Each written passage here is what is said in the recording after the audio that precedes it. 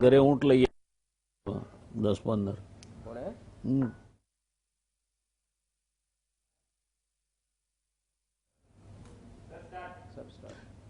નમસ્કાર દર્શક મિત્રો, સંભળાતું કેમ નથી? આજની આ ચર્ચામાં આપનું સ્વાગત છે. દેશમાં કોરોનાના કેર વચ્ચે પણ અર્થવ્યવસ્થાનો એ તકાજો છે કે જનજીવન સામાન્ય થાય, અને જનજીવન સામાન્ય થાય તો જ અર્થવ્યવસ્થાના ચક્રો ફરવા માંડે. જો જનજીવન સામાન્ય ન થાય તો અર્થવ્યવસ્થાને જે માંદગી પડી છે, માંદગીના બિછાણે પડેલી અર્થવ્યવસ્થા, જેનો પહેલા ક્વાર્ટરમાં જીડીપી ગ્રોથ -29.4% આવ્યો, તેને ઊભા કરવાનું લગભગ અશક્ય બની જાય. અને એટલે અનલોક 5 આવ્યું. અનલોક 5 આવ્યું, થિયેટરો શરૂ થવાના, બીજી બધી સવલતો આપી, સ્વિમિંગ પુલમાં તમને જે ખેલાડીઓ છે એમને પ્રેક્ટિસ કરવા માટેની છૂટ મળી. આવી ઘણી બધી છૂટછાટો અનલોક 5 લઈને આવ્યું છે. પ્રશ્ન એ સતાવે છે લોકોને કે એક બાજુ વિશ્વ આરોગ્ય સંસ્થા આવનાર સમયમાં વિશ્વની દરેક 10મી વ્યક્તિ કોરોનાના ચેપથી ગ્રસ્ત થઈ શકે છે એમ કહે છે. એનો અર્થ એ થાય કે હાલ કોરોનાના જેટલા દર્દીઓ છે એના કરતા 20 ગણા લોકો કોરોનાના દર્દી થઈ શકે ખરા. આ જોતા મલ્ટીપ્લેક્સ તો શરૂ થયા, ઓફિસો શરૂ થઈ, રેસ્ટોરાંમાં ટેક અવે શરૂ થયું, સોશિયલ ડિસ્ટન્સ રાખીને રેસ્ટોરાંમાં જમવા માટેની મંજૂરીઓ મળી, અને તહેવારો અને બીજી ઉજવણી માટે પણ ભારત સરકારે ગાઈડલાઇન્સ જાહેર કરી. પ્રયત્ન છે ભારત સરકારનો જેટલું શક્ય તેટલા અંશે જનજીવન નોર્મલ થાય, સામાન્ય થાય, અને સાથોસાથ કોવિડનો ચેપ પણ જે ગતિથી ફેલાય છે તે ગતિથી ફેલાય નહીં. આ પરિસ્થિતિમાં એક પ્રશ્ન ખૂબ પજવે છે લોકોને, વિદ્યાર્થીઓને પણ પજવે છે, એમના મા બાપોને પણ પજવે છે, શિક્ષણવિદોને પણ પજવે છે. આ પ્રશ્ન છે, સ્કૂલો ક્યારે શરૂ થશે? સરકારે એક જાહેરાત કરી, 30% અભ્યાસક્રમ કાપી નખાશે. એ અભ્યાસક્રમ કાયમી ધોરણે કાપ્યો છે, અને જો નહીં કાપ્યો તો પાઘડીનો વળ છેડે ક્યાં નીકળવાનો છે, મોટો ચિંતાનો વિષય હોવો જોઈએ. આવી જ એક ઘટના વર્ષો પહેલા બની હતી, જ્યારે ઠાકોરભાઈ દેસાઈ અને ઠાકોરભાઈ ઠાકોર, એક ઠાકોરભાઈ 8મા વાળા અને બીજા ઠાકોરભાઈ 5મા વાળા, અંગ્રેજી ક્યારથી શીખવાડવું તેના માટે એમણે આખી એક ચર્ચા ઊભી કરેલી. અને દરમિયાનમાં મગનભાઈ પટેલ ગુજરાત યુનિવર્સિટીના વાઇસ ચાન્સેલર બન્યા, અને એમણે એકાએક ગુજરાત યુનિવર્સિટીમાં ગુજરાતી માધ્યમથી શિક્ષણ અપાય તે દાખલ કરી દીધું. પરિણામે શિક્ષણનું સ્તર અને શિક્ષણની ગુણવત્તાના કારણે એક નવો શબ્દ અસ્તિત્વમાં આવ્યો, મગન માધ્યમ. આજે કંઈક એ જ દિશામાં આપણે જઈએ છીએ, કંઈક એવું કરવા જઈ રહ્યા છીએ કે જેના ઘા લાંબા સમય સુધી શિક્ષણના શરીર પર પડેલા ચાંદા કે જખમની માફક શિક્ષણ વ્યવસ્થાને પીડતા રહેશે. એ શિક્ષણ વ્યવસ્થામાંથી બહાર આવેલા સ્નાતકો અને અનુસ્નાતકોને પીડતા રહેશે. શું થશે એનું? 3 પ્રશ્નો મુખ્ય છે દર્શક મિત્રો અત્યારે. પહેલો છે, શૈક્ષણિક સત્ર ક્યારે શરૂ કરવું? હમણાં કરવું, આ છે તે વ્યવસ્થા ચાલુ રાખવી, ઓનલાઈન કરવું, અને વ્યવસ્થિત ચાલુ કરવું હોય ભણાવવાનું શાળા કે કોલેજોમાં તો ક્યારથી કરવું? બીજો પ્રશ્ન છે, 30% જેટલો અભ્યાસક્રમ ઘટાડ્યો છે, ત્યારે એની શિક્ષણની ગુણવત્તા ઉપર શું અસર થશે? કયો અભ્યાસક્રમ કાઢી નાખ્યો છે એ તો હજુ આપણને સમજ પડતા વાર લાગશે. નિષ્ણાતોએ કર્યું હશે, અને નિષ્ણાતો જે કામ કરે એ મોટા ભાગે નિષ્ણાત એને જ કહેવાય જે એવા કામ કરે કે જે સામાન્ય માણસને સમજ ના પડે, ખાલી એને ભોગવવાનું જ આવે. એટલે આ કયો 30% અભ્યાસક્રમ એમણે કાઢી નાખ્યો છે તે જોઈએ ત્યારે આપણને એના દૂરોગામી પરિણામો શું આવશે અને વિદ્યાર્થીઓ ઉપર એની શું અસરો પડશે એની ખબર પડે. પણ 30% કાર્યક્રમ જો હંમેશા માટે ડ્રોપ ના કર્યો હોય તો એ પાઘડીનો વળ ક્યાંક ને ક્યાંક છેડે નીકળશે, એને કવર કરવો પડશે અને એ કવર કરવાનો હોય તો કઈ રીતે કરાશે. ત્રીજો પ્રશ્ન છે કે અત્યારે કોરોનાના કેસો હજુ પણ ઝડપથી વધી રહ્યા છે, ત્યારે શું મા બાપ પોતાના બાળકોને શાળાએ મોકલશે? અને એવા કેટલા મા બાપ હશે કે જે કમ વોટ મેં જે થવું હોય તે થાય, હું તો મારા બાળકને શાળાએ મોકલીશ જ. આ ત્રણેય મુદ્દાની ચર્ચા કરવા માટે આપણી પાસે એક વિશિષ્ટ પેનલ છે. ગુજરાત સમાચાર ટેલિવિઝનની ચર્ચાનું એક વિશિષ્ટ પાસું એ હોય છે કે એમાં જે તે વિષય નિષ્ણાત તરીકે કહી શકાય એવા ટોચના નિષ્ણાતોની પેનલ હોય છે અને પેનલ જે કંઈ અભિપ્રાય આપે, જે તે નિષ્ણાત અભિપ્રાય આપે તે માત્ર ને માત્ર દર્શકોના પોતાના માર્ગદર્શન અને જજમેન્ટ પર છોડી દેવામાં આવે છે. વચ્ચે કોઈ જગ્યાએ ક્યાંય કોઈ પણ નિષ્ણાતને ખલેલ કરવાની પ્રથા નથી. અને એટલે ગુજરાત સમાચાર ટેલિવિઝનની આ ચર્ચા એ તમે કોઈ કન્સલ્ટિંગ રૂમમાં નિષ્ણાતો સાથે કન્સલ્ટિંગ માટે બેઠા હો, આખું પરિવાર ભેગું થઈને બેઠું હોય તે સ્તરે લઈ જઈ શકાય છે અને એને એ રીતે આવકાર પણ મળ્યો છે. આજે આપણી સાથે છે ડૉક્ટર કિરીટભાઈ જોશી, રાષ્ટ્રીય એવોર્ડ વિજેતા શિક્ષક છે. શિક્ષણ અને શૈક્ષણિક ક્ષેત્રનો બહોળો અનુભવ કિરીટભાઈ પાસે છે અને એક અલગ દ્રષ્ટિ છે. મનનભાઈ ચોકસી એ ઉદ્ગમ સ્કૂલના સંચાલક છે. શહેરની જે સારી સ્કૂલો કહી શકાય એમાંની ઉદ્ગમ એક સ્કૂલ છે. મનનભાઈ એના સંચાલન સાથે સંકળાયેલા છે અને એટલે ડિલિવરન્સ સાથે સીધી રીતે જોડાયેલ એક પહેલો જેને કહી શકાય કે ફર્સ્ટ હેન્ડ એક્સપિરિયન્સ, સીધો અનુભવ ધરાવતા નિષ્ણાત છે. ડૉક્ટર મૃગેશભાઈ વૈષ્ણવ મારી સાથે સ્ટુડિયોમાં છે. મૃગેશભાઈની ઓળખાણ બહુ કંઈ આપવી જરૂરી છે નહીં ગુજરાત સમાચાર ટેલિવિઝનના દર્શક મિત્રોને. એમનું નામ એ જ ઓળખાણ છે. ટોચના સેક્રેટરીસ છે, પોતાનું સરસ મજાનું હોસ્પિટલ ચલાવે છે.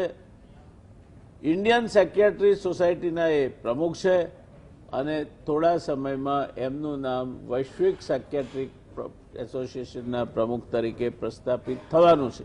એવા એક ગૌરવવંતા ગુજરાતી સેક્રેટરી વિષયના નિષ્ણાત અને પોતાની વાત સરળ પણ બહુ સજ્જડ રીતે કહેવાની હથોટી ધરાવતા મૃગેશભાઈ આ પેનલમાં જોડાયા છે તે આપણા સૌનું સદભાગ્ય છે.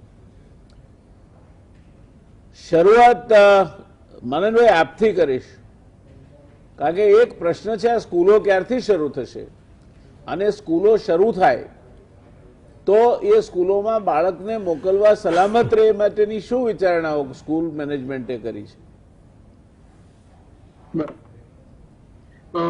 અમે છે ને આ સ્કૂલો શરૂ થાયનો પ્રશ્ન અમને જ્યારથી લોકડાઉન અનાઉન્સ થયું છે એના બીજા દિવસથી જ ચાલુ થઈ ગયેલો કે ક્યારથી શરૂ થશે. આમાં 3 સ્ટેક હોલ્ડર્સ, એક છે સ્કૂલ એડમિનિસ્ટ્રેશન જેમ કે અમે, એક છે પેરેન્ટ્સ અને સ્ટુડન્ટ્સ એટલે એ, અને ત્રીજો છે જે ટીચર સંકુલ એટલે as good as staff, non teaching staff, પીયુ નાયક બધા. હવે આપણે જ્યારે આ જોઈએ છે આની અંદર બે ઇમ્પોર્ટન્ટ આસ્પેક્ટ છે. એક છે કે પેરેન્ટ્સને શું છોકરાઓને મોકલવા છે કે નહીં, એક મોટો પ્રશ્ન છે જેના વગર અમે આ સ્કૂલ ચાલુ ના કરી શકીએ, પેરેન્ટ્સનું એપ્રુવલ ના હોય ત્યાં સુધી. એટલે અમે 2 મહિના પહેલા સર્વે કરેલો કે કેટલા ટકા વાલીઓને દિવાળી પહેલા છોકરા મોકલવા છે. તો ત્યારે 84% વાલીઓએ કીધેલું 2 મહિના પહેલા કે અમે છોકરાઓને નથી મોકલવા દિવાળી સુધી. 44% પેરેન્ટ્સો એવું કીધેલું ત્યારે 2 મહિના પહેલા કે અમે આ વર્ષે જ નથી મોકલ્યું. હવે પ્રશ્ન એ ઊભો થાય છે કે અત્યારે કેસો વધી ગયા છે. અત્યારે અમદાવાદમાં જ્યાં ને ત્યાં કેસ થઈ ગયા છે. તો અત્યારે આ જો સર્વે કરીએ તો કેટલું થાય? અમે વારે વારે આવો પ્રશ્ન પૂછી ના શકીએ પેરેન્ટને. એટલે અમે આ જ્યારે બોર્ડની ગાઈડલાઈન આવી, ગુજરાત બોર્ડે જ્યારે ડિક્લેર કર્યું એના પછી અમે પણ ધ પ્રોબ્લેમ ઇઝ કે એ લોકોનું કોન્ફિડન્સ લેવલ ઓછું છે એઝ ઓફ નાઉ, વધ્યું નથી. અચ્છા, ઇમ્પોર્ટન્ટ પોઈન્ટ એ છે કે આખા દેશમાં, આખા વિશ્વમાં જ્યાં જ્યાં કેસીસ ઘટ્યા છે ત્યાં ત્યાં સ્કૂલ ચાલુ થઈ છે. એક ખાલી ઇન્ડિયા જેવું છે કે જ્યાં કેસીસ વધે છે તે છતાં બી સ્કૂલ ચાલુ કરવાની પ્રપોઝલ આપવામાં આવી છે. એટલે એક બહુ જ આશ્ચર્યચકિત વસ્તુ એ છે કે જ્યારે કેસીસ વધે છે ત્યારે કેમ સ્કૂલ ચાલુ કરવામાં આવે છે. અચ્છા, ત્રીજી વસ્તુ એ છે કે આમાં જે સ્કૂલો ઓનલાઈન ભણાવે છે, અમારે ત્યાં હમણાં જ એક middle of the year exam થઈ, એમાં 98% લોકો બેઠા હતા અને એ લોકો અડધું પેપર ઓનલાઈન આપવાનું હતું ને અડધું પેપરથી લખીને સ્કૂલમાં સબમિટ કરવાનું હતું. એ બધાએ જેટલા બેઠા 98% લોકોએ પેપર સબમિટ બી કર્યું છે. ઘણા લોકો જે આઉટ ઓફ સિટી હતા એ લોકોએ સ્કેન કરીને મોકલી આપ્યું છે પેપર તરત જ. એટલે એ લોકો બી આપ્યું તો છે જ. રીટેસ્ટ છે અમારી, અને રીટેસ્ટમાં જેટલા લોકો બેસવાના છે એમાં 100% છોકરાઓ એક્ઝામ ઇવેન્ચ્યુઅલી આપી દેશે. હવે આ જે આપણે પ્રશ્ન જોઈએ ને, તો પહેલા અમારી જે એક્ઝામ થતી હતી તેમાં તો 97ની એવરેજ હતી. એના કરતાં તો અત્યારે આપણે we are going towards 98 to 100% of people appearing in the exam. અચ્છા, ઇમ્પોર્ટન્ટ પોઈન્ટ એ છે કે દેર આર સમ, કોઈક સ્કૂલો છે જેમાં ઓનલાઈન એજ્યુકેશન નથી થતું, કોઈક સ્કૂલો છે જેમાં ઓનલાઈન એજ્યુકેશન થાય છે અને એમાં અમુક સ્કૂલો વધારે સારું થાય છે. તો પ્રશ્ન એ થાય છે કે જેમાં સારું થાય છે, જેમાં વાલીઓને મોકલવું નથી, એમાં એમની ઈચ્છા બહાર અમે ચાલુ કરીએ તો કેટલા લોકો આવશે? અચ્છા, ઓછા લોકો આવે તો અમારે એઝ અ ટીચર ઓનલાઈન બી ભણાવવાનું, ઓફલાઈન બી ભણાવવાનું, શું થાય? અચ્છા, એના પછી એક પ્રશ્ન મોટો ઊભો એ થાય છે કે આજે ઓછી સંખ્યાના લોકોને અમે 2 બેચમાં બોલાવીએ, એમાં કોઈ અમુક ટીચરોને જ કોરોના થઈ ગયું, તો એબસેન્ટ થાય ટીચર, પછી એમના ક્લાસીસ કેવી રીતે લેવાય ને શું થશે? એમનું રજા કપાશે? એ લોકો 15 દિવસ અમે જ ના પાડીશું ના આવવાનું તો? એટલે આ બધા પ્રશ્ન જે છે તેનો જવાબ મળી શકે પછી આપણે ડિસ્કસ કરી શકીએ કે આ આઈડિયા સારો છે કે ખરાબ. ધન્યવાદ. મનનભાઈની વાત દર્શક મિત્રો બિલકુલ તર્કબદ્ધ લાગે છે. શિક્ષણ મંત્રાલયે 15મી ઓક્ટોબરથી શાળાઓ શરૂ કરવા માટેની ગાઈડલાઈન જાહેર કરી દીધી છે, પરંતુ શાળાઓ ખોલવાનો નિર્ણય રાજ્ય સરકારો પર છોડવામાં આવ્યો છે. જો રાજ્ય સરકારો ઈચ્છે તો સમયગાળો લંબાવી શકાય. કેન્દ્રીય શિક્ષણ મંત્રી ડોક્ટર રમેશ પોખરિયાલે જણાવ્યું કે શાળા શરૂ થશે તેના 2-3 સપ્તાહ સુધી વિદ્યાર્થીઓની એસેસમેન્ટ ટેસ્ટ લઈ શકાશે નહીં. એ દરમિયાન ઓનલાઈન એજ્યુકેશન ચાલુ રહેશે અને તેના દ્વારા વિદ્યાર્થીઓને શાળામાં આવવા પ્રોત્સાહિત કરાશે. દિલ્હી, મહારાષ્ટ્ર, આસામ, તામિલનાડુ, આંધ્રપ્રદેશ, ઓડિશા, છત્તીસગઢ જેવા રાજ્યોએ 15મી ઓક્ટોબરથી શાળાઓ ખોલવાની ના કહી છે. ઘણા રાજ્યો 31મી ઓક્ટોબર સુધી શાળાઓ બંધ રાખવાની વાત કરે છે. નવેમ્બર માસમાં શાળાઓ ખોલવા અંગે વિચારાશે એવું આ રાજ્યોએ કહ્યું છે. મનનભાઈએ તમને શાળા મેનેજમેન્ટ તરીકે વાત કરી, પેરેન્ટ્સના ફીડબેકની પણ વાત કરી. અડધો અડધ પેરેન્ટ્સ આખું વર્ષ પોતાના બાળકોને શાળાએ મોકલવા તૈયાર નથી. આ પરિસ્થિતિ વચ્ચે શાળાઓ ખુલશે તો શું થશે, નહીં ખુલે તો શું થશે, એ બધી વાત ચર્ચાથી રહેશે. એના ભોગ બનવાના છે એ વિદ્યાર્થીઓ બનવાના છે, કારણ કે એમની જેટલો કોર્સ કઈ રીતે ભણશે, શું થશે, કેટલા ઓનલાઈન, કઈ શાળાના વિદ્યાર્થીઓ ઓનલાઈન સારું ભણી શકશે, કઈ શાળાના નહીં ભણી શકે, એ વાત પણ આપણે સમજવી પડશે. જવા માંગીશું કિરીટભાઈ પાસે. કિરીટભાઈ, બીજા બાજુ આ બધી એક બાજુ મેનેજમેન્ટની વાત આપણે સાંભળી માનનભાઈ પાસેથી, એક બાજુ આપણે શાળા ખોલવા નહીં ખોલવાની વાત પણ સાંભળી, અને ઘણા બધા રાજ્યોએ એમ કહ્યું છે કે નવેમ્બર પહેલાં એ લોકો શાળા ખોલવા માંગતા નથી, નવેમ્બરમાં વિચારવામાં આવશે. એટલે એ પણ એવું નથી કે 1 નવેમ્બરથી શાળાઓ ખુલી જશે. બીજી બાજુ શૈક્ષણિક વર્ષ 2020-21 અને શાળાના અભ્યાસક્રમમાં 30% અભ્યાસક્રમ ઓછો કર્યો છે. હવે આ કંઈક something which is not so clear. મારા જેવા આ ક્ષેત્રના માણસ ન હોય એને આમાં કંઈ સમજણ પડતી નથી. આ સત્ર પૂરતો એ 30% અભ્યાસક્રમ ઓછો કર્યો તો એ અભ્યાસક્રમ જતો રહ્યો, પછી ભણાવવાનો કોઈ જગ્યાએ એ પાછો આવશે કે પછી આટલો અભ્યાસક્રમ મળ્યા વગર આગળ જવાનો. એટલે પહેલાં ઘણા લોકો એમ કહેતા હતા કે કંઈ ઇન્ટરવ્યૂમાં જાય અને પ્રશ્ન ના આવડે એટલે એમ કે આ અમે જનરલ ઓપ્શનમાં છોડ્યું હતું. એમ આમાંથી કોઈ પ્રશ્ન પૂછાય તો કહેવાય કે અમે અમુક વર્ષમાં ભણતા હતા ત્યારે આ 30% અભ્યાસક્રમ ઓપ્શનમાં મુકાયો હતો એટલે અમે ભણ્યા નથી. શું આપનું માર્ગદર્શન છે આ અંગે? આ શું થશે 30%નું? ક્યારેય ભણાવશે ખરો આ અભ્યાસક્રમ? કોરોના મહામારીના કારણે ઘણા બધા ક્ષેત્રોને એની અસર થઈ છે. તેમાંનું એક ક્ષેત્ર શિક્ષણ છે. શિક્ષણમાં પણ એવું બન્યું છે કે શાળા આજ સુધી લોક છે, અનલોક થઈ શકી નથી. અને એનો એકમાત્ર ઉપાય શિક્ષણ આપવાનો છે એ છે ઓનલાઈન શિક્ષણ. આના સિવાય કોઈ વિકલ્પ નથી. ઓનલાઈન શિક્ષણની ઘણી બધી સમસ્યાઓ છે, હકીકત છે, પણ એ ઓનલાઈન શિક્ષણ મારે ને તમારે આપણે બધાએ સ્વીકારવું પડ્યું છે અને સ્વીકારવું પડશે અત્યારે પણ. એ સમસ્યાઓનું નિરાકરણ આપણે કેવી રીતે કરવું એ બધાએ વિચારવાનું રહ્યું. એના પ્રશ્નો તો ઘણા બધા છે, ઘણા બધા ટીકા કરે છે, ઘણા વિરોધ કરે છે, પણ એ સ્વીકારવું પડશે. હવે વાત રહી આગળ. અત્યારની સ્થિતિમાં પણ ભારત સરકાર ધીરે ધીરે, જે આપણી શરૂઆતની વાત હતી કે અર્થતંત્રને વેગવંતું બનાવવું અનિવાર્ય છે, બહુ સાચી વાત આપણે કહી છે. એક રાષ્ટ્રીય સમસ્યાને તમે સ્થાન આપી દીધું. હવે એ બધું કરતા બધી જ વસ્તુઓને અનલોક કરી રહી છે ભારત સરકાર. હવે છેલ્લું સ્ટેજ જ્યારે આવશે ત્યારે શૈક્ષણિક સંસ્થાઓ જ આવશે. ભારત સરકારે માત્ર એસઓપી આપી કે ભાઈ જ્યાં જે કોઈ રાજ્યમાં અનુકૂળતા હોય ત્યાં 15મી ઓક્ટોબર પછી આપ ખોલી શકશો, ત્યાં સુધી નહીં. એટલે ત્યાંની સુવિધા કેટલી અનુકૂળ છે, ત્યાં કોરોનાની કેટલી અસર છે, શાળાઓ શરૂ કરે તો શું કરવું, એ રાજ્યની એસઓપી તૈયાર છે કે કેમ, આ વિચારવું પડે. આપણે ત્યાં પણ આજના સંજોગોમાં આપણે વિચારીએ તો કોરોના અંગે બહુ સ્પષ્ટ નિર્ણય કોઈ કહી શકે એમ નથી કે વધ્યા છે કે ઘટ્યા છે, વધી રહ્યા છે કે ઘટી રહ્યા છે. આપણે માત્ર મીડિયાના આંકડા ઉપરથી આપણે માહિતગાર છીએ, આજુબાજુમાં જોઈએ છીએ કે ક્યાંક કેસનો ભોગ બન્યા છે, કોઈ બાળકો, કોઈ સગા સંબંધ, ખ્યાલ આવે છે. જો તાત્કાલિક આપણે શાળાઓ અત્યારે શરૂ કરી દઈએ તો એ શક્ય નથી. હવે આ બધું જોતા શાળા નવેમ્બરમાં જ શરૂ થાય અને એ પણ પૂર્વ તૈયારી 15 દિવસ પહેલા શિક્ષણ વિભાગે કરવી પડે તો થાય. હવે વાત રહી શિક્ષણના દિવસો, તો સામાન્ય રીતે આ અભ્યાસક્રમ પૂરો કરવો હોય તો શાળા પાસે શિક્ષણના 225 દિવસ મિનિમમ જોઈએ. કોરોનાના કારણે દિવસો જતા રહ્યા છે, ઓનલાઈન શિક્ષણ મળ્યું છે, પણ એ વાસ્તવમાં ઓફલાઈન શિક્ષણ હોય ને વર્ગખંડ શિક્ષણમાં જે શિક્ષકના સાથે આત્મીયતાથી જોડીને જે શિક્ષણ મળે એ નથી જ મળ્યું.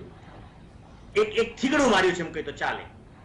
એટલે રાજ્ય સરકાર જે 30% અભ્યાસક્રમ ઓછો કરવાની વાત કરી, બહુ અભિનંદનીય વાત છે, હું સ્વીકારું છું અને એ સાચી જ વાત છે, સાચો નિર્ણય છે. નંબર 2, એ ઓછો કરવો એટલે એવી વાત છે કે આ અભ્યાસક્રમ શિક્ષકો એમની અનુકૂળતા મુજબ એમને જે રીતે સમજાય થોડી ઘણી વાત તો એમને કરવાની જ છે, ન કરવી વાત નથી, પણ બાળકો માટે પરીક્ષા માટે બાકીના 70% અભ્યાસક્રમ જે નક્કી કર્યો એમાંથી જ પરીક્ષાના પ્રશ્નો પૂછાશે. વાત રહી આગળની, ધોરણ 10 અને 12, 10 તો ઠીક છે, પણ 12 ધોરણમાં જ એકમાત્ર એવી વસ્તુ છે કે જે કેટલીક પ્રાવેશિક પરીક્ષાઓ આપવાની હોય છે, જી, નીટ, આ બધામાં. અથવા માનો કે કોઈ 9-10 વાળા બાળકોને સાયન્સમાં જોયું છે, તેમાં કેટલાક ઉપયોગી થયા કેટલાક ચેપ્ટર છે, તો એને ખાસ મહત્વ અપાશે. અને આ બાબતમાં બહુ સ્પષ્ટ વાત છે કે આ જે 70% અભ્યાસક્રમ છે શાળાઓમાં ચાલે, અને એ ચાલે ને પૂરો ન્યાય આપી શકાય એટલા માટે તો પરીક્ષા મે મહિનામાં લઈ જવાની પણ વાત કરી છે કે જેથી કરી શિક્ષણ કાર્ય પૂરું કરવા માટેના પૂરતા દિવસો મળે. એટલે આ અભ્યાસક્રમ સ્કીપ કર્યો ચોક્કસ, પણ પરીક્ષા માટે શાળામાં શિક્ષકો ચલાવશે, ઓનલાઈન પણ ચલાવશે 30% વાળું, અને 70% જે રાખવાનો છે, જે બોર્ડમાં પરીક્ષામાં પૂછવાના છે કે શાળામાં પરીક્ષામાં પૂછાશે, એને યોગ્ય રીતે ન્યાય આપવા પ્રયત્ન હશે. એટલે બાળકોને સ્ટ્રેસ ન રહે, બાળકો હળવાશથી જેટલું સમજવા જેવું છે સમજી શકે, ઊંડા ઉતરી શકે, આ પણ વાત છે. એટલે આ અભ્યાસક્રમના ફાયદાઓ એ રહેશે કે બાળકો તણાવ મુક્ત થઈ ગયા કે આપણે અભ્યાસક્રમ તો હળવો થઈ ગયો છે. નંબર 2, પરીક્ષા રાજ્ય સરકારના શિક્ષણ વિભાગ મોડી લઈ ગયા છે, એ પણ બહુ સારી વાત કરી છે. એના કારણે પૂરતા દિવસો મળશે, શિક્ષકો પણ સ્ટ્રેસ વિન કામ કરશે. વાત રહી જ્યારે પણ શાળા શરૂ થાય ત્યારે કેવી રીતે ચલાવી, તો ભારત સરકારે જે કહ્યું છે કે સરકાર બાળકોના વાલીઓની પરમિશન, બહુ સાચી વાત છે. જે બાળકોને વાલીઓ સહમત છે એને મોકલવાના, ઓફલાઈન શિક્ષણ ત્યાં શાળામાં મળે. જેને નથી એને વિકલ્પ આપણે ઓનલાઈન પણ આપવો જોઈએ, પણ એ એમના ઉપર ડિપેન્ડ છે. પણ બંને વિકલ્પો ખુલ્લા રાખવા જોઈએ. આ વર્ષ પૂરતી જ વાત છે. આ પરિસ્થિતિમાં વાતાવરણ હળવું થાય, બાળકોના માતા પિતા ચિંતા મુક્ત બને, તણાવ મુક્ત બને, અને છતાં એમનું વર્ષ ન બગડે, કારકિર્દીનું વર્ષ ન બગડે, શૈક્ષણિક વર્ષ ન બગડે અને બધાની સાથે પેરેલલ રહી શકે, એ હેતુથી આ શિક્ષણમાં આ વખતના અભ્યાસક્રમમાં 30% કાપ છે, એ યોગ્ય છે. પરીક્ષા મોડી લઈ ગયા એ પણ યોગ્ય જ લીધી છે. વાત રહી કેટલીક સમસ્યાઓ ઊભી થવાની, આપનું બહુ સરસ વાક્ય હતું કે તજજ્ઞો જે નક્કી કરે એ તજજ્ઞો જ સમજી શકે, બહુ સાચી વાત છે. પણ ઘણી વખત તજજ્ઞો એવા બહુ સંનિષ્ઠ હોય છે, સમજુ હોય છે, અનુભવી, કે કયા કયા પ્રશ્નો અન્ય શિક્ષકોને ઊભા થશે અગાઉથી વિચારે છે. અને આ બાબત બોર્ડને પણ હું વિનંતી કરું છું, શિક્ષણ વિભાગને પણ વિનંતી કે જે તજજ્ઞો છે એ તજજ્ઞોએ વંદે ગુજરાત ચેનલના માધ્યમથી અથવા ડીડી ગિરનારના માધ્યમથી આ બાબતનું માર્ગદર્શન આપવું જોઈએ શિક્ષકોને, જેથી નાની નાની સમસ્યાઓ કોઈને હોય તો પ્રશ્નનું નિરાકરણ થાય. કારણ કે કેટલાક મુદ્દાઓ જે કાઢી નાખ્યા છે પણ એને સંલગ્ન પ્રશ્નો આગળ આવવાના છે, તે કાઢી નાખ્યો કે ન કાઢી નાખ્યો વિકલ્પ રહેશે. અને ઇવન બોર્ડની પરીક્ષામાં તો ખાસ બનશે, સાહેબ આ તો કાઢી નાખ્યું હતું અને પ્રશ્નપત્રમાં પૂછાયું. એટલે આ બાબતને પણ કાળજી રાખવી પડશે. પણ હું એટલું ચોક્કસ કહીશ કે અભ્યાસક્રમ પૂરેપૂરો ચાલવાનો પ્રયત્ન રહેશે, બાળકોને નુકસાન ન થયું હશે, પ્રશ્નપત્રના પરિરૂપોમાં પણ ચેન્જ હોઈ શકે અને પરીક્ષામાં પણ બાળકોને સ્ટ્રેસ ન પડે અને હળવાશથી એ જે રીતે અભ્યાસ કર્યો છે એ પ્રમાણિત પરીક્ષા આપી શકે અને એમને ઉપરના વર્ગમાં બઢતી માટે મુશ્કેલી ન પડે એવું પણ શિક્ષણ વિભાગે વિચારવું જોઈએ, એવી મારી વિનંતી છે અને હું માનું છું. કિરીટભાઈ, બ્રેક પર જવા પહેલા બહુ ઓછો સમય છે, આપણી પાસે 2-2.5 મિનિટ છે અને હું એનો ઉપયોગ કરી લેવા માંગુ છું. કારણ કે મેં માસ પ્રમોશનના વિદ્યાર્થીઓને જોયા છે, એમને પડતી તકલીફો પણ જોઈ છે, મગન માધ્યમે વિદ્યાર્થીઓને કેટલા હેરાન કર્યા છે તે પણ જોયું છે અને ક્યાંક એમની યાતનાઓનો સાક્ષી પણ બન્યો છું. આ 30% અભ્યાસક્રમ ઘટાડવાનો એટલે આખા દેશમાં ઘટાડવાનો છે. Are you clear? No sir, આ જે નિર્ણય છે એ ગુજરાત જે તે રાજ્ય જ લઈ શકે, બરાબર, જે તે રાજ્ય જ લઈ શકે. હવે હું સમજી ગયો, just permit me to complete. એ 30% ગુજરાતે ઘટાડ્યો તો જે નેશનલ પરીક્ષાઓ જે એન્ટ્રન્સ માટેની થવાની એ ગુજરાતે ઘટાડ્યો છે, કોર્સને ધ્યાનમાં લઈને ગુજરાત માટે જુદું પેપર કાઢશે? નો, બહુ સરસ પ્રશ્ન આપણે પૂછી લીધો, બહુ સાચો પ્રશ્ન છે આપનો સાહેબ, અને આ પ્રશ્ન દરેક વાલીના મનમાં હશે અને હોવો જ જોઈએ. પણ આ જ પ્રશ્ન શિક્ષકો, તજજ્ઞો અને શિક્ષણ વિભાગના અધિકારીઓને પણ છે. અને આ બાબત, એ તમારો પ્રશ્ન છે એ યોગ્ય છે. એટલે કે જે સામાન્ય રીતે NCERT નો જે અભ્યાસક્રમ હોય છે એના આધારે જે આગળની જી અને નીટની પરીક્ષાઓ સામાન્ય રીતે લેવાય છે. હવે એ જે અભ્યાસક્રમ છે એમાંના અભ્યાસક્રમ આપણા ગુજરાત બોર્ડના અભ્યાસક્રમ કરતા થોડો જુદો છે. એટલે જે NCERT ના અભ્યાસક્રમને સંલગ્ન છે અને જે કોમન એન્ટ્રન્સ ટેસ્ટ જે લેવાય છે, જે પ્રાવેશિક પરીક્ષાઓ લેવાય છે, એમાં જે ઉપયોગી થાય એવા છે એવા મુદ્દાઓ રાખવાના, એને સંપૂર્ણ ન્યાય આપવાનો આવી બહુ સ્પષ્ટ સૂચના શિક્ષણ વિભાગની તજજ્ઞોને હતી, માધ્યમિક શિક્ષણ બોર્ડના ચેરમેન, સેક્રેટરી, આ બધાની પણ સૂચના હતી. Thank you very much sir. આપ તો બહુ મોટા શિક્ષણવિદ છો. આમે કોર્સ પૂરો છોકરાઓ વાંચતા નથી, એમાં જનરલ ઓપ્શન્સ હોય છે અને પછી આ 30% તમે કાઢી નાખશો એટલે you are going to hardly cover 50% of the course for the students to pass. એ છોકરાઓનો કાચો માલ તૈયાર થઈને આગળ કોલેજોમાં જશે. શું પરિસ્થિતિ થશે એની જવાબ છે રામ જાણે. આપણે રોકાઈશું અહીંયા એક નાનકડા કમર્શિયલ બ્રેક માટે, ત્યારબાદ આ રસપ્રદ ચર્ચા આગળ ચાલશે. નમસ્કાર દર્શક મિત્રો, બ્રેક બાદ ફરી એકવાર આપનું ઘર ઘરને સ્પર્શતી આ ચર્ચામાં ફરી એકવાર સ્વાગત છે. ચર્ચા ચાલી રહી હતી, માનનભાઈએ કહ્યું કે લગભગ 44% જેટલા પેરેન્ટ્સ તો બાળકોને આખું વર્ષ નિશાળ મોકલવા તૈયાર નથી. 84% હમણાં દિવાળી સુધી મોકલવા તૈયાર નથી. આ પરિસ્થિતિ પેરેન્ટ ફીડબેકની છે. દરમિયાનમાં આ શૈક્ષણિક વર્ષ એટલે 20-21 અને એવું લાગે છે કે આ શૈક્ષણિક વર્ષ એ કંઈક જુદું વર્ષ છે કે જે પછી બાકીના શૈક્ષણિક વર્ષને એની સાથે કંઈ લાવવા દેવા નથી લાયક એવી બેચ આપણે પેદા કરવા જઈ રહ્યા છીએ કે જે 30% ઓછું ભણીએ છીએ. મૃગેશભાઈ, આપ તો નેશનલ કોમ્પિટિટિવ એક્ઝામ્સ ને બાકીના બધા પ્રોસેસીસ ને બધું જાણો છો. આ 30% વાળો કોર્સ આ ક્યારે ભણશે? આ 2020-21 પૂરતું જ છે, પછી પાછો 21-22 થી હોપફુલી 100% કોર્સ થઈ જશે. તો આ 30% વાળો જે ગાબડાવાળો કોર્સ છે એ લઈને ક્યાં સુધી ચાલશે આ લોકો? જયનારાયણભાઈ, બહુ જ યોગ્ય સમયે અને બહુ જ સારી ચર્ચા અહીંયા થઈ રહી છે. સૌથી પહેલાં આપે જે પ્રશ્ન પૂછ્યો એ 30% વાળો, એ પ્રશ્ન મહત્વનો એટલા માટે છે કારણ કે આ 30% જો 12માનો વિદ્યાર્થી જો ઓછું ભણશે તો નીટ અને જીઈની પરીક્ષામાં પાછળ રહી જશે. અને આવું પહેલાં પણ બનતું આવ્યું છે. હવે જો આખું વર્ષ તમે કાઢી નાખો તો આવતા વર્ષે નીટ અને જીઈની પરીક્ષામાં 2 બેચ થઈ જશે. આ વર્ષે જો તમે વિચારો તો પહેલાં ગવર્મેન્ટે બોર્ડની ઓફલાઈન ઓનલાઈન એ 2 રીતે પરીક્ષા કરી. અમારી પાસે કેટલાક એવા કેસીસ આવ્યા વિદ્યાર્થીઓના કે જેમને ઓનલાઈન પરીક્ષા શરૂ કરી હોય અને પછી એ લિંક કાં તો એમને ફાવટ ન હોય અથવા તો ઇન્ટરનેટ ઉડી જાય, એને કારણે લિંક ઉડી જાય. કેટલીક સ્કૂલો લિંક ફરીથી નહોતી આપતી, કેટલાકનું 5 મિનિટમાં પેપર પૂરું થઈ ગયું. કેટલીક સ્કૂલો લિંક ફરીથી નહોતી આપતી, કારણ એ હતું કે એ દરમિયાન જો વિદ્યાર્થી ચોપડીમાં જઈને વાંચે અને પછી જવાબ આપતો હોય તો એ વ્યાજબી ન ગણાય. એટલે આ પ્રશ્નોને કારણે ઘણા બધા લોકોની માનસિક તકલીફ ઊભી થઈ. એને માટે જો 30% આપણે કોર્સ કાપી નાખીશું તો એ શૈક્ષણિક વર્ષમાં બરાબર નહીં રહે.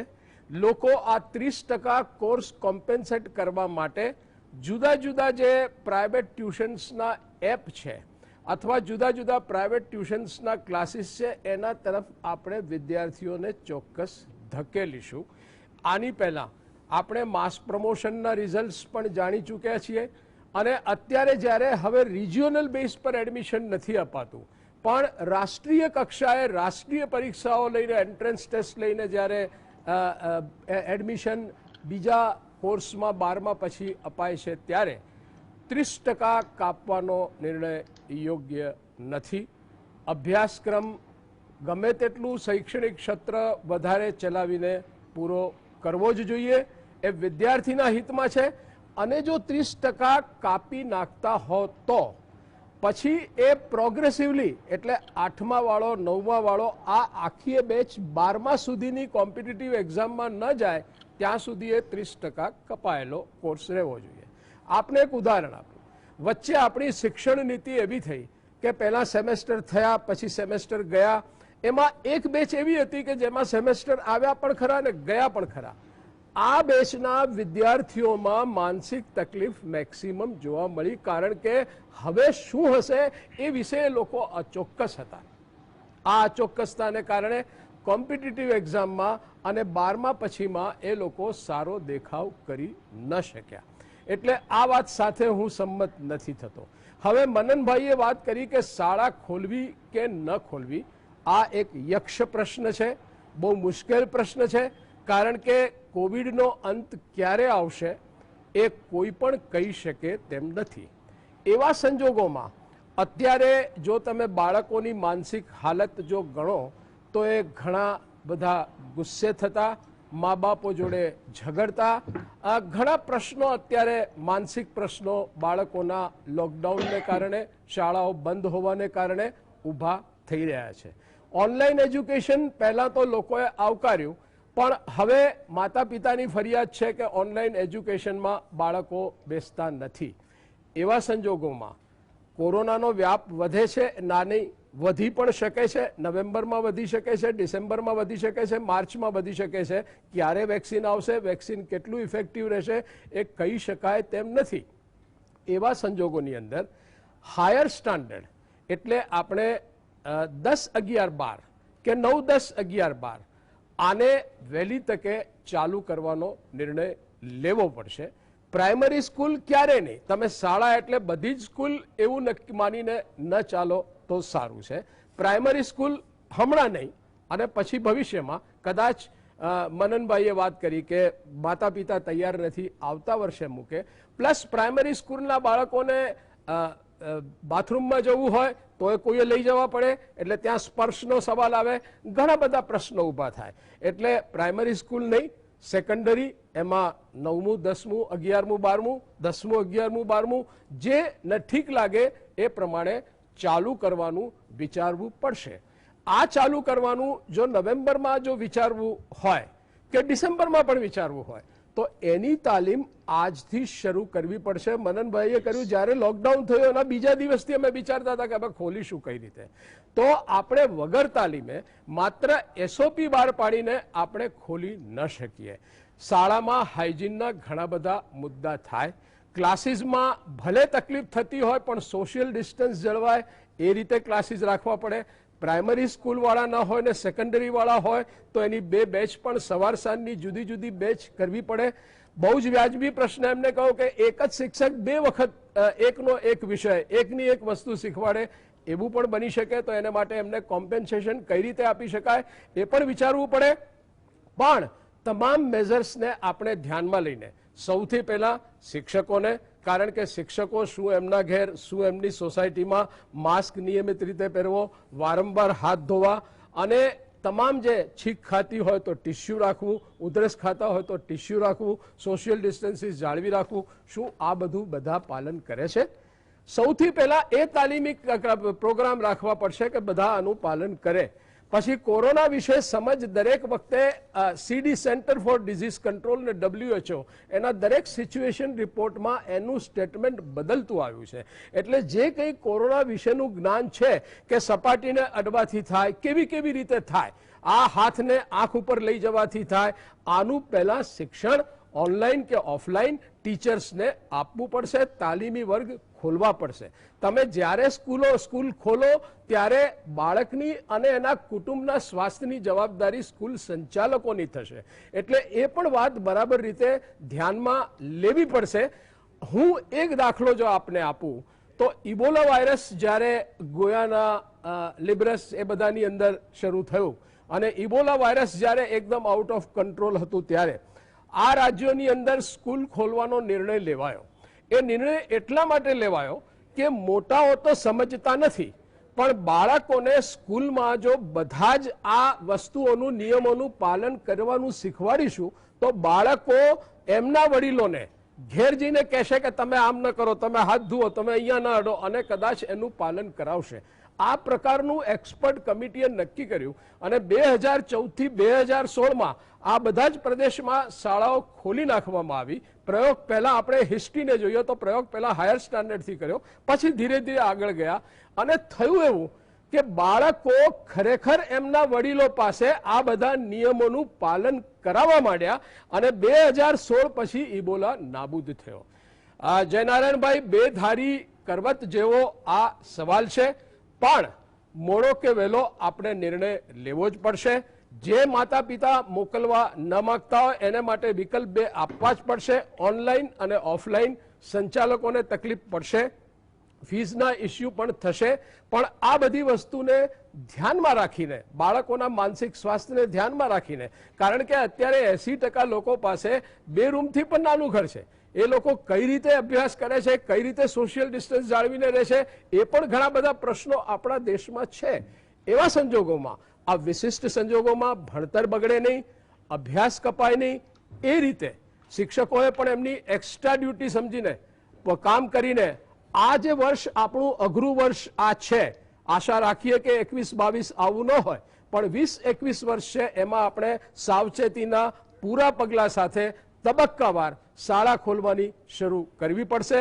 ઓનલાઈન ઓફલાઈન બંને વિકલ્પો આપવા પડશે અને બાળકના સ્વાસ્થ્યની સંપૂર્ણ જવાબદારી પછી હેલ્થ ઓફિસર્સ પણ હોય, એમને પ્રાઇમરી સિમ્ટમ્સ આવે તો એ રિપોર્ટ કરવામાં આવે, એમના ટેસ્ટ કરવામાં આવે. આ તમામ જવાબદારી હું એમ નથી કહેતો કે માત્ર શાળા સંચાલકો જ કરે, પણ ગવર્મેન્ટનો આવો એક વ્યવસ્થિત વેલ થોટ વેલ પ્લાન્ડ જો પ્રોગ્રામ હોય તો આપણે ચોક્કસ શાળા શરૂ કરવા તરફ જવું પડશે.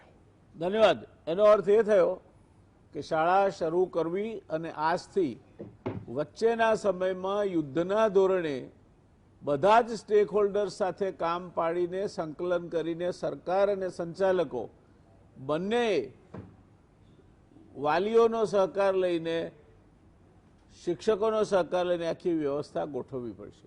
આ કોઈ એક સ્ટાન્ડર્ડ ઓપરેટિંગ પ્રોસિજર બહાર પાડવાથી, અને જેમાંય સ્ટાન્ડર્ડ ઓપરેટિંગ પ્રોસિજરમાં ડિસ્ટન્સિંગમાં લખ્યું છે એઝ ફાર એઝ ફિઝિબલ. હવે જો એઝ ફાર એઝ ફિઝિબલ એવું તમે લખશો તો એનો સવાલ જ નથી રહેવાનો. એટલે આ બધી બાબતો આપણે ધ્યાનમાં રાખવી પડશે. પણ મનનભાઈ, અત્યારે મારી ચિંતા એક બીજી પણ છે. હવે બોર્ડની પરીક્ષા માર્ચના બદલે મેમાં લેવાની. જ્યારે માર્ચમાં લેવાય ત્યારે જૂનમાં રિઝલ્ટ આવે. હવે મેમાં લેવાશે તો એના પરિણામો આવશે લગભગ ઓગસ્ટમાં. ઓગસ્ટમાં પરિણામ આવે પછી એડમિશનની પ્રક્રિયા ચાલુ થશે. જે સામાન્ય રીતે તમારો પિન આવે અને તમને એડમિશન મળે, વચ્ચે પાછા બીજા 2 મહિનાનો તમારે સમય ગાળવાનો.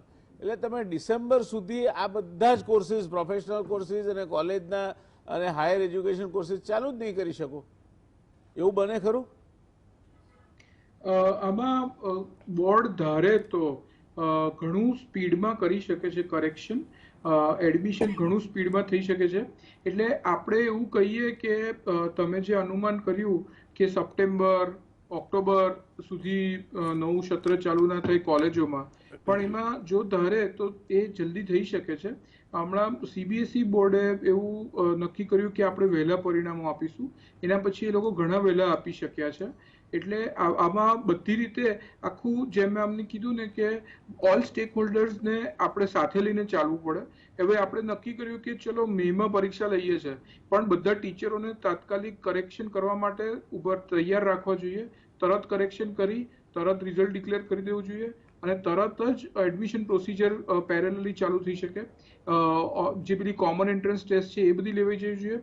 આ બધું કરીએ જો ગવર્મેન્ટ બધાને સાંકળીને ચાલે તો કદાચ આપણે આ મહામારીમાંથી ઓછા નુકસાનમાં નીકળી શકીશું. નહીંતર તો 3 વર્ષ 4 વર્ષ સુધી આની રિપલ ઇફેક્ટ થયા જ કરશે. Thank you. I hope, pre and વિશ કે આપણે જલ્દી બહાર નીકળી જઈએ. પણ ડૉક્ટર હર્ષવર્ધને જે કહ્યું છે એણે મારી શ્રદ્ધા ક્યાંક ને ક્યાંક ડગાવી છે. એમણે એવું કહ્યું છે કે કોરોનાની રસી એ લગભગ જુલાઈ મહિનામાં આવશે અને 20 કરોડ લોકોને આપવાની વ્યવસ્થા કરવામાં આવશે. સ્વાભાવિક છે, આ 20 કરોડ લોકો એટલે હેલ્થ વર્કર્સ અને ફ્રન્ટલાઇન કોરોના વોરિયર્સ હોય, એ વ્યાજબી છે અને એ રીતે જ થાય. એટલે બાકીના માટે તો કોરોનાની રસી મૂકવી એ હજુ એક ડિસ્ટન્ટ ડ્રીમ છે 110 કરોડ લોકો માટે. એટલે આપણે આપણા દેશના આરોગ્ય મંત્રી આવું ચોખ્ખું આપણને કહે દીવા જેવું, અને છતાં પણ આપણે આશાવાદમાં રહીએ તો આપણે ભોળા છીએ એમ ચોક્કસ કહી શકાય. હું બીજો શબ્દ નથી વાપરતો. આ પરિસ્થિતિમાં કિરીટભાઈ, બીજા 2 કોમ્પ્લિકેશન્સ તરફ મારે આપને લઈ જવા છે. એક છે, આ પરીક્ષાઓ લેશો તે ઓનલાઈન લેશો કે ફિઝિકલ લેશો? જો ઓનલાઈન લો તો એની પ્રક્રિયા, ફિઝિકલ લો તો એની પ્રક્રિયા, આ બધા માટેના લોજિસ્ટિક્સ તૈયાર કરતા કેટલો સમય લાગે?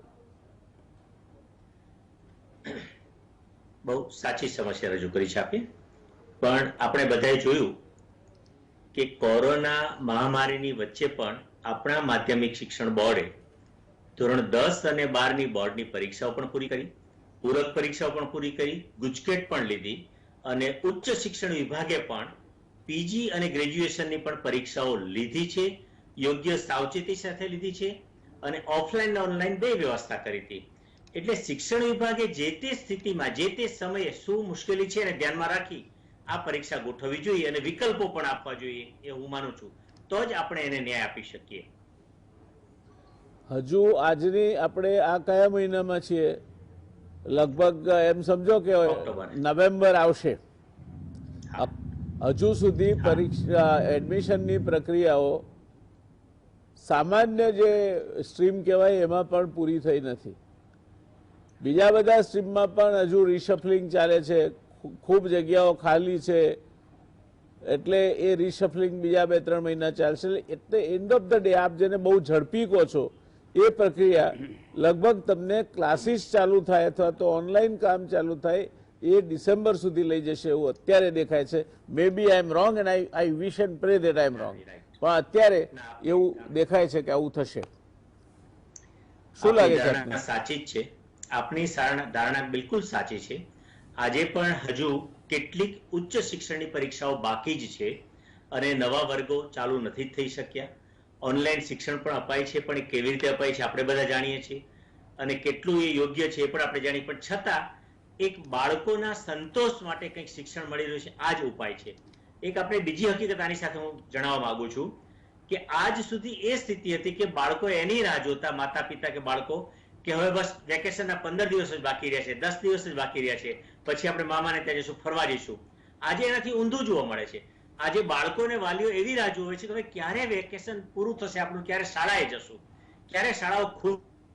એટલે જો શાળાઓ ખુલશે એની જ્યારે જો છે એની સાથે જો ઓનલાઈન શિક્ષણ પણ ન જ મળતું હોત, કે જે કોઈ પેપરો આપણે આપવામાં આવે છે, લખે છે, ઘરેથી મોકલે છે, એ ન હોત ને તો બિલકુલ તણાવ વધારે વધી જાત અને તણાવ મુક્ત ન રહી શકે. આનાથી થોડા તણાવ મુક્ત રહી શક્યા છે. હવે વાત રહી જે મુશ્કેલી છે, હકીકત છે, આપણે જાણીએ છીએ કે કોરોના મહામારી છે, એના કારણે કોલેજો નથી ચાલતી, શાળાઓ નથી ચાલતી, પરીક્ષાઓ નથી લેવાતી, પણ એની વચ્ચે પણ કંઈક વ્યવસ્થા પણ ગોઠવવાની વાત છે. આ 100% આપણે જે રેગ્યુલર જે પહેલા લેતા હતા એવું નથી થઈ શક્યું અને ન થઈ પણ શકે, અને થાય તો ઘણું બધું નુકસાન થાય. એનો એક ઉપાય કર્યો છે અને કદાચ હવે કોલેજ આગળ મોડી ચાલુ થશે તો એના માટે પણ શિક્ષણ વિભાગે વિચારવું પડશે કે એના અભ્યાસક્રમો કેવી રીતે પૂરા કરાશે, કેવી રીતે એડમિશન આપશો. માનો કે બીએડ, હવે બીએડના અભ્યાસક્રમો હજુ પ્રવેશ જ નથી આપ્યો, ક્યારે આપી શકે? જ્યારે ગ્રેજ્યુએટના પરિણામો જાહેર થાય ત્યારે. તો સ્નાતકોના પરિણામ નથી આવ્યા, એ આવશે પછી બીએડમાં એડમિશન મળશે, એ બીએડમાં એડમિશન મળશે પછી અભ્યાસક્રમો ચલાવવાના થશે. તો એ જો અને તોની વાત છે, પણ અત્યારે જે ચાલે છે એ પ્રમાણે એ આપણે સ્વીકારવું પડશે, હકીકત છે.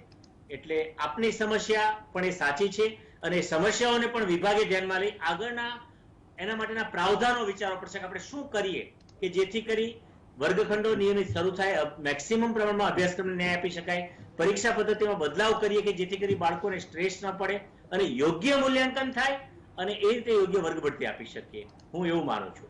ધન્યવાદ. દર્શક મિત્રો, એક વાક્ય છે, સર્વનાશે સમુત્પન્ને અર્ધમ ત્યજતિ પંડિત. એટલે જ્યારે બધું બળી બેઠું હોય ત્યારે બળતા ઘરમાંથી 2 વળીઓ પણ બહાર કાઢી નાખીએ તો એ ફાયદો છે. મને લાગે છે કે અત્યારે આપણી મનોવૃત્તિ એવી થઈ ગઈ છે કે સર્વનાશે સમુત્પન્ને અર્ધમ ત્યજતિ પંડિત. આ મનોવૃત્તિ ચિંતાનો વિષય હોવી જોઈએ કિરીટભાઈ, કારણ કે તમે આને કોઈ ફિઝિકલ ગુડ્સ કે સર્વિસીસના મેન્યુફેક્ચર સાથે નથી જોડી શકતા. આ એક એવી પેઢી તમે તૈયાર કરી રહ્યા છો કે જેને આજે તમે ખોડંગાતી કરશો તો આવનાર સમયમાં, એટલે અહીં there cannot B any compromise according to me in this.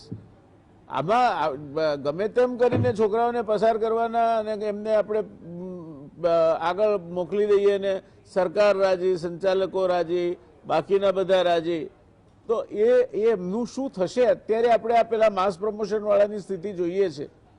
એટલે આ પરિસ્થિતિમાં ચિંતાનો વિષય ચોક્કસ છે કે આ એક જે ટેમ્પરરી આપ કહો છો કે 30% નહીં ભણે, એ ટેમ્પરરી પરમેનન્ટ ના બની જાય.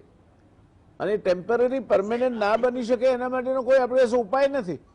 અને એ દિશામાં વિચાર થવો જોઈએ કે આ 30% નહીં ભણે તો એને કઈ રીતે મેકઅપ કરીશું આપણે. સાહેબ, હજી આપની ગેરસમજ છે. અભ્યાસક્રમ બધો જ ચલાવવાનો છે, પણ પરીક્ષા માટે 100% અભ્યાસક્રમ નથી. સાહેબ, મારી કિરીટભાઈ સાહેબ મારી 1% ગેરસમજ નથી. હું પણ ભણાવું છું ક્યાંક ક્યાંક. તમે એમને 100% ભણાવીને 100% પૂછવાના છો ત્યારે છોકરાઓ જનરલ ઓપ્શન શોધતા હોય છે, અને મોટા ભાગના છોકરાઓ 50%, 60%, 70%થી વધારે વાંચતા નથી. તેવે સમયે તમે 30% એમ વાંચવાનો જ નથી તો શું કરવા વાંચશે? હું જ્યારે ફાઇનલ યરમાં હતો એન્જિનિયરિંગના, ત્યારે અમને વોમ્બો ભણાવતા, works management and business organisation. હવે ટકાવારીમાં ગણાતું નહોતું, એટલે અમે એની કઈ ચિંતા જ નહોતા કરતા. પરીક્ષા આવે તો આપી આવવાનું અને જે ફાવ્યું તો લખી દેવાનું, કારણ કે એના માર્ક્સ તો ગણાવવાના નથી. These are the issues. આપ એક નિષ્ણાત તરીકે જુઓ છો, હું એક સ્ટેક હોલ્ડર તરીકે જુઓ છું. ફરક આટલો છે. અને એટલે આ પ્રશ્ન છે, આપ લોકોએ વિચારવો જોઈએ કે આ 30% છોડી દીધેલા વાળાઓનું કલ્યાણ ક્યાં થશે? શું કહેવું છે મુકેશભાઈ આપને? વાત બિલકુલ સાચી છે, અને આની જે રિપલ ઇફેક્ટ આવશે, એટલે માની લો કે આ વર્ષે તમે મે મહિનામાં પરીક્ષા લો તો આવતા વર્ષે પણ કંઈ માર્ચ મહિનામાં નહીં લેવાય. આ આખું જે ગુમાવ્યું છે એ ભરપાઈ કરતા 2-3 વર્ષના પ્રોગ્રામ આપણે બદલવા પડશે. અને એટલા માટે આ બધી જ વસ્તુ સુઆયોજિત રીતે કરવી પડશે. જો સુઆયોજિત રીતે આપણે નહીં કરીએ તો શક્ય છે કે લોકડાઉનની આપણને ધારી સફળતા ન મળી એ રીતે આની પણ આપણને ધારી સફળતા ન મળે એવું બની શકે. એવા સંજોગોમાં આજે જ્યારે કોમ્પિટિટિવ એક્ઝામ છે ત્યારે જો સરકારે ખાતરી આપતી હોય તો ગુજરાતના 30% આ બેચના વિદ્યાર્થીઓએ ભણતર છોડ્યું છે તો એમની એન્ટ્રન્સમાં પણ આ 30% એમને નહીં પૂછાય. અને આવતા વર્ષે આ વર્ષે 30% છોડ્યું, આવતા વર્ષે શું પરિસ્થિતિ હશે ને કેટલું છોડશે એ પણ શક્ય નથી. તો જો આપણે એના નિર્ણયો જો ન લઈ શકીએ, એનું જો પૂર્વ આયોજિત રીતે નક્કી ન કરી શકીએ તો બાળકોના ભવિષ્ય સાથે ચોક્કસ ચેડા થાય. અત્યારે 3 પ્રકારના લોકો છે. એક તો એવા બાળકો છે જેમને એવું છે કે માસ પ્રમોશન ગમે તે રીતે મળી જવાનું છે, લહેરથી ફરે છે. બીજા ચિંતિત મા બાપોનો વર્ગ છે જેમને એમ થાય છે કે સ્કૂલે મોકલું એના કરતાં આખું વરસ ભલે બગડે, આખું વરસ ફરીથી કરાવીશું પણ બાળકના સ્વાસ્થ્યને આપણે મુશ્કેલીમાં નથી મૂકવું. ત્રીજા એવા પ્રકારના લોકો છે કે જે જોખમ લઈને હવે આ જે આપણી ન્યૂ નોર્મલ છે એને સ્વીકારીને બધી સાવચેતી લઈને હવે આપણે આની અંદર આગળ વધીએ. એટલે આ 3 સેટ્સ ઓફ ચિલ્ડ્રન અને 3 સેટ્સ ઓફ પેરેન્ટ્સ, એની સાથે આપણે બહુ વિચારપૂર્વક આગળ વધવાનું છે. હજી આપણે જે લોકડાઉન એ એક તાલીમી પ્રક્રિયા હતી કે લોકોને હાથ ધોવાની વગેરે બધી આદત પડી જાય, જે નથી થઈ, એમાં આપણે સફળ નથી થયા. લોકો કેટલાક જે ફરે છે, જે રીતે રોડ ઉપર ભીડ જોઈએ છીએ, રેસ્ટોરન્ટમાં પાનના ગલ્લા પર ભીડ જોઈએ છીએ, ત્યાં લોકો આ કાળજી નથી લેતા. એટલે આપણે એના ઉપર કડક નિયંત્રણો નથી લાદી શક્યા, એને કારણે આ નથી લેતા. હવે સ્કૂલ ખોલતી વખતે આપણે શિક્ષકોને ટ્રેનિંગ આપીએ, બાળકોને ટ્રેનિંગ આપીએ, મા બાપોને ટ્રેનિંગ આપીએ, અને આ બધી વસ્તુનું જનરલ પબ્લિકમાં પણ કડક રીતે પાલન થાય એનું નક્કી કરીને આપણે ચોક્કસ આગળ વધવા માટે વિચારવું પડશે. અને કોઈ પણ પ્રકારનો કોર્સ કાપ્યા વગર આપણે પરીક્ષા ક્યારે લેવાય અને એની રિપલ ઇફેક્ટને આપણે કેવી રીતે દૂર કરી શકીએ એ લાઇનમાં બહુ જ દીર્ઘ દ્રષ્ટિથી વિચારવું પડશે. હવે શાળા ખોલી નાખો કારણ કે બહુ વખત થયો, એ રીતે નહીં થાય. સાથે સાથે સારી રીતે વિચારીને શાળા ખોલવાનો સમય જવાબદારી લઈ, કોઈકે એની જવાબદારી લઈને નક્કી તો કરવો જ પડશે. ધન્યવાદ. મનનભાઈ, આપની પાસે આવવા માંગીશ. કદાચ મે બી આજના ચર્ચાનો છેલ્લો પ્રશ્ન હશે. દુનિયામાં એવા પણ દેશો છે કે જેણે આ કોવિડ મહામારીના પ્રકોપ વચ્ચે પણ શાળાઓ અને કોલેજો ચાલુ રાખી છે. સ્વીડન એમાંનો એક દેશ છે, કોરિયા એમાંનો એક દેશ છે, એવા ઘણા દેશો છે. તો લાગે છે કે આપણે શરૂઆતમાં જરા વધારે પડતી ઉતાવળ કરીને બધું બંધ કરી દીધું અને હવે આપણે ખોલવા માટે મથીએ છીએ ત્યારે દહેશત એટલી છે કે મા બાપો છોકરાઓને સ્કૂલે મોકલવા માંગતા નથી. આ આખું વિષચક્રને તોડશો કઈ રીતે તમે? આમાં એવું છે કે આખું દેશને આપણે જુદા જુદા ભાગમાં પાડી દઈએ તો આમાં આપણને ઘણા બધા જવાબો મળી શકે એમ છે. શહેરોમાં જેમ કે અમદાવાદ ને બોમ્બેમાં બહુ બધા કેસો છે, પણ ઘણા બધા રૂરલ ને ગામડા એરિયામાં અને નાના રાજ્યોમાં નથી એટલા બધા કેસ. તો મારા હિસાબે એ બધા રાજ્યોમાં પહેલા ચાલુ કરવી જોઈએ અને ત્યાંના ડેટા શેર કરવો જોઈએ કે કેટલા કેસ વધે છે કે નથી વધતા.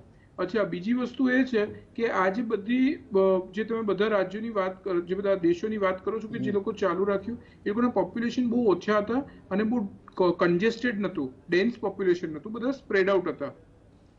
એટલે આપણા દેશમાં પણ આવા બહુ બધી એરિયા છે જેમ કે જ્યાં બહુ ગીર્દી નથી હોતી, એક જગ્યાએ નાની શાળાઓ હોય છે અને જે મારા હિસાબે ગામડાની શાળામાં જે ઓનલાઈન એજ્યુકેશન નથી થતું એ શાળાઓને પહેલા ચાલુ કરવી જોઈએ અને ધીરે ધીરે ફેઝ વાઇઝ કરવું જોઈએ. આમાં શું છે, નીટ જ્યારે થઈ ત્યારે બહુ સુપ્રીમ કોર્ટમાં બહુ બધા કેસો થયા, બહુ માથાકૂટ થઈ. આજે નીટને કમ્પ્લીટ થઈને ઓલમોસ્ટ મહિનો થઈ ગયો છે, એનાથી કોઈ રોગચાળો ફેલાયો નથી. એટલે ઘણી બધી વાતો એ આપણે કહીએ ને કે ખોટી પુરવાર થઈ છે. પણ હું એવું નહીં કહું કે શાળાઓ થશે તો બધાને સેફટી જ રહેશે, પણ હું એવું 100% કહું કે ક્યાંક શરૂઆત કરવી જોઈએ. સૌ આપણે ડોક્ટર અભિજીત બેનર્જી જે નોબેલ પ્રાઇઝ વિનર છે એવું કંઈ કીધું એમને કે ઇન્ડિયા બહુ વહેલું લોકડાઉન કરી દીધું અને બહુ વહેલું ખોલી દીધું.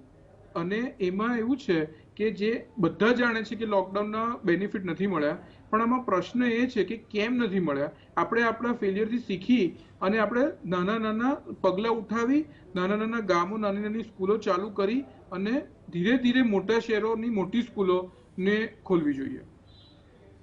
બહુ સરસ જવાબ છે.